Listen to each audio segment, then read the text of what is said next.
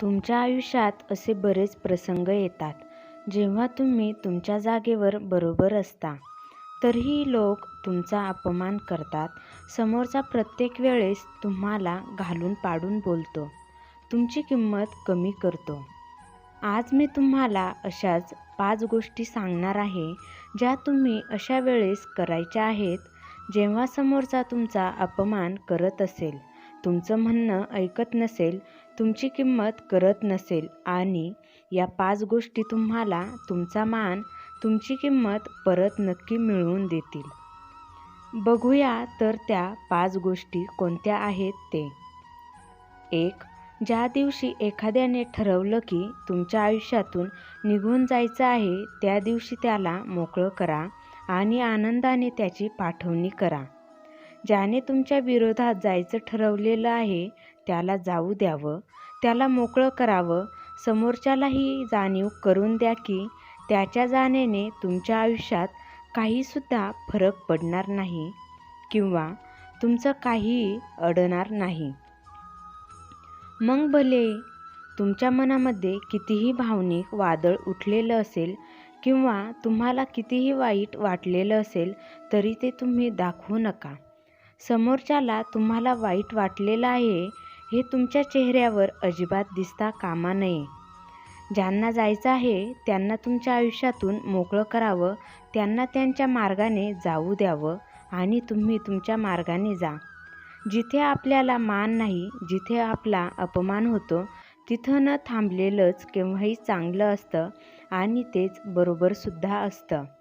हे माहीत आहे की समोरच्याला असं सहजासहजी मनातून, आपल्या आयुष्यातून काढून टाकणं खूप अवघड असतं.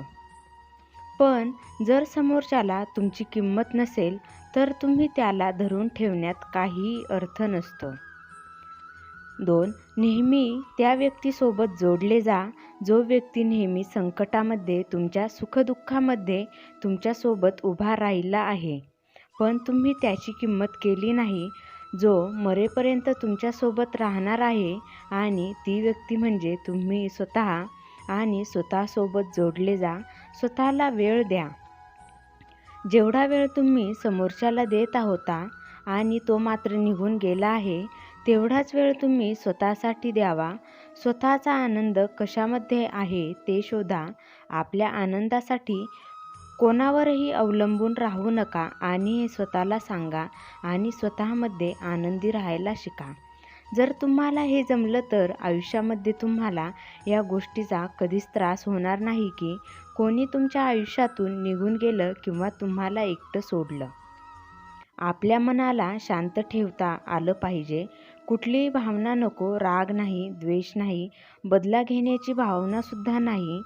शांत राहून गोष्टी समजून घ्यायला शिका, शांत राहून लढायला शिका, शांत राहून जिंकायला शिका आणि आपला गेलेला मान परत मिळवायला शिका.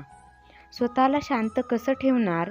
तर स्वतःबद्दल चांगला विचार करून, कोणी मला काहीही बोललं, कोणी माझा अपमान केला म्हणून माझी किंमत कमी होणार नाही, ही गोष्ट अगोदर डोक्यातून काढून टाका. स्वतःला यासाठी तयार करा की तुम्ही तुमच्या आनंदासाठी कोणावरही अवलंबून नाहीत.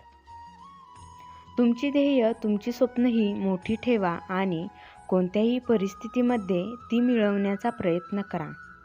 जेव्हा तुम्ही स्वतःला वेळ देता, स्वतःसाठी जगता, तेव्हा तुमच्याकडे इतरांसाठी वेळ राहत नाही आणि मग कोणीही तुम्हाला दुःख दिलं, तुमच्या भावना दुखावल्या, तरीही तुम्हाला काहीही फरक पडणार नाही. कारण तुम्ही या सगळ्यांच्या पलीकडे गेलेले असता. त्यासाठी आधी स्वतःला वेळ द्या. इतरांसाठी तुमच्या मनात कुठल्याच भावना ठेवू नका. लोकांच्या मागे गेलात तर लोक तर हाती लागणारच नाहीत, पण त्याऐवजी आपल्या स्वप्नांच्या मागे गेलात तर स्वप्न पूर्ण केल्यानंतर लोक मात्र नक्की तुमच्या मागे येतील, इतकं नेहमी लक्षात ठेवा. तुमचं यश इतकं बोलकं असू द्या की लोकांना तुमच्याकडे दुर्लक्ष करता येणार नाही. तुमची स्वप्न, तुमचं यश तुम्हाला तो मान परत मिळवून देतील, जो तुम्ही गमावला आहे. म्हणूनच लोकांच्या मागे पळणं सोडा आणि स्वतःच्या स्वप्नांच्या, स्वतःच्या ध्येयाच्या मागे पळा. 5. तुमची किंमत वाढली तर एक गोष्ट कायम लक्षात ठेवा की पुन्हा त्या व्यक्तीला स्वतःच्या आयुष्यात एंट्री देऊ नका. जी व्यक्ती तुम्हाला तुमच्या वाईट काळामध्ये सोडून गेलेली आहे आणि तुम्ही त्या व्यक्तींच्या आयुष्यात परत जा. त्या व्यक्तीला तुमच्या आयुष्यात परत येऊ द्यायचं नाही आणि जर तुम्ही असं करत असाल तर तुम्ही स्वतःची किंमत पुन्हा स्वतः कमी करून घेत आहात. तुम्ही स्वतःला तर बदललेलं आहे, पण समोरचा बदललेला आहे की नाही याची काही खात्री नाही. म्हणून पुन्हा त्या व्यक्तीला स्वतःच्या आयुष्यात येऊ देऊ नका. तुम्ही फार मेहनतीने तुमचं यश मिळवलेलं आहे आणि ते सहजासहजी नाही. जर तुमच्या वाईट काळासोबत झगडून मेहनत घेऊन स्वतःच्या कर्तृत्वावर मिळवलेलं आहे, त्यामुळे पुन्हा ती चूक तुम्ही करू नका. असेच आमचे नवनवीन व्हिडिओ बघण्यासाठी आमच्या चॅनलला लाईक करा, शेअर करा आणि सबस्क्राईब करायला विसरू नका. धन्यवाद.